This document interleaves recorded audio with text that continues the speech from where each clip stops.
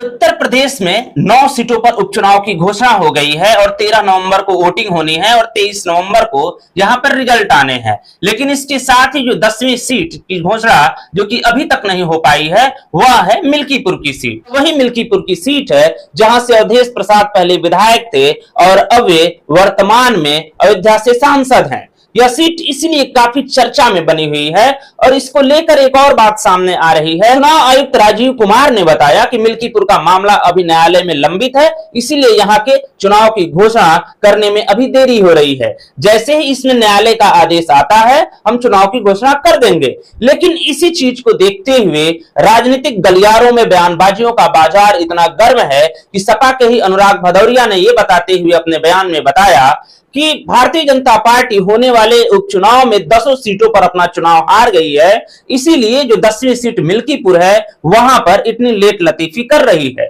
इसी चीज को देखते हुए भारतीय जनता पार्टी के मोहिसिन रजा ने बताया कि हम सभी सीटों पर चुनाव जीत रहे हैं। इसी चीज को लेकर विपक्ष अभी बौखलाई हुई है और चूंकि मिल्कीपुर का मामला न्यायालय में है इसीलिए वहां पर चुनाव आयुक्त ने अभी तक दिनांक की घोषणा नहीं की है। दूसरी तरफ जब मिल्कीपुर की सीट पर ध्यान देते हैं तो वहां से जब पता चलता है कि आखिर में यह मामला न्यायालय में क्यों है तो यह बात सामने आती है कि वहीं से 2017 में विधायक रहे गोरखनाथ बाबा की तरफ से, हालांकि वे 2022 में अवधेश प्रसाद से चुनाव हार गए थे, तो उन्होंने न्यायालय में एक पिटीशन दायर करवाया था और उस पिटीशन में उन्होंने दावा किया कि जिस वकील के वकालतनामा पर एफिडेविट जारी किया गया था अवधेश प्रसाद की तरफ से, उस वकील का वकालतनामा पहले ही रद्द हो चुका है। तो इस आधार पर एफिडेविट फर्जी माना जाना चाहिए और उसी आधार पर 2022 में हुए विधायक का चुनाव रद्द कर दिया जाना चाहिए।